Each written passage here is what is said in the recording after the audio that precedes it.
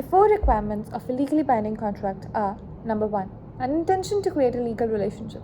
To enter into a legally binding agreement, both parties must genuinely intend to do so.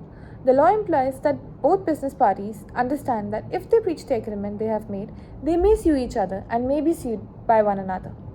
Offer and acceptance. There must be a specific offer made by one party and the other party must be willing to accept the offer. A contract needs to show that both parties are in agreement. There needs to be a valuable interaction between the parties. Money, products, services, or promises to do or not do something can all be considered form of consideration. In simple terms, the price that each party is prepared to pay in exchange for the advantages of the contract. Legality.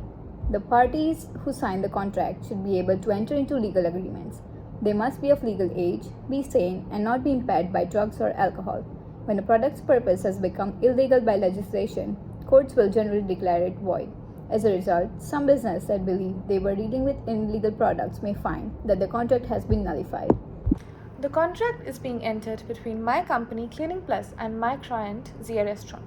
The 3 services that we promise to offer Zia Restaurant is: number 1, deep cleaning of dining areas, kitchen and restrooms, weekly deep cleaning of kitchen equipments, monthly carpet and furnishing cleaning.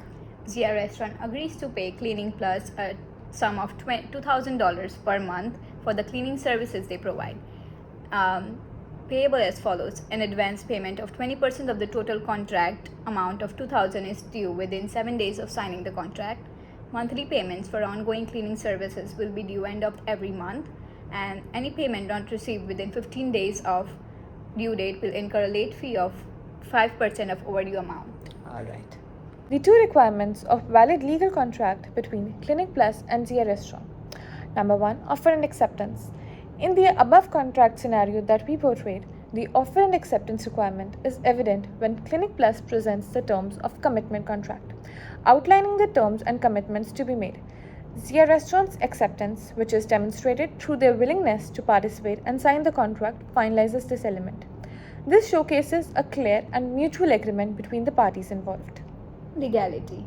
The legality requirement ensures that a contract's purpose and the commitments made within it are legal and do not violate any sort of laws or public policy. In our scenario, the contract pertains to a commitment between individuals and the promises made are based on personal relationships. As long as the commitments are outlined in the contract are legal and ethical, the requirement of legality is fulfilled. In our opinion, it would be more appropriate to include a limitation of liability provision given the quality of cleaning services being offered. This clause would limit Cleaning Plus obligation in the event of breach or other legal issues, as well as the kinds and amounts of damages that Zia Restaurant may be imposed. The reasons for that being: number 1, proportionality. Cleaning services usually entail ordinary work with minimal possibility of significant financial loss or serious injury. Concerning the nature of the services, a limitation of liability clause permits the parties to agree upon a fair and appropriate restriction on the amount of damages that may be granted.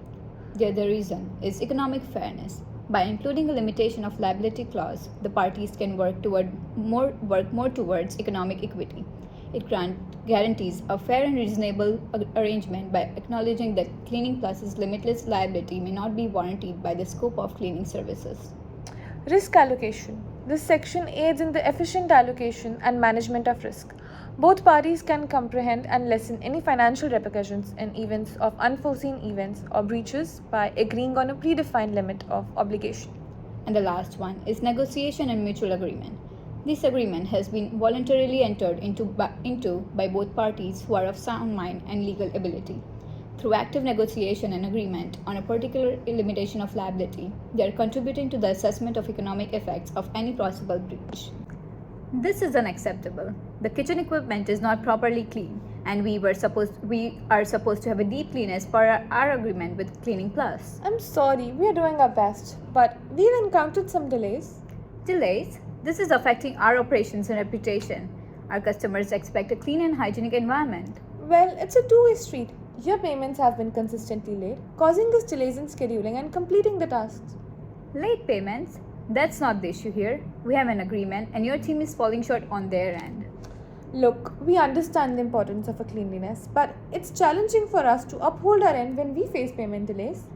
I can compromise on the cleanliness of my restaurant. It affects my business directly. And we can't continue providing services if we are not compensated on time? Let's find a solution then. We need a clean kitchen and I understand the importance of timely payments. Can we work out a better schedule or payment arrangement? I appreciate your willingness to find a solution. Let's discuss this further. The best alternative dispute resolution method we agreed upon for this situation would be mediation. A mediator, who is an impartial third party, helps the parties communicate and negotiate their way to a mutually agreeable settlement.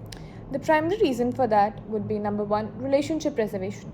Through mediation, the parties can keep their working relationship intact.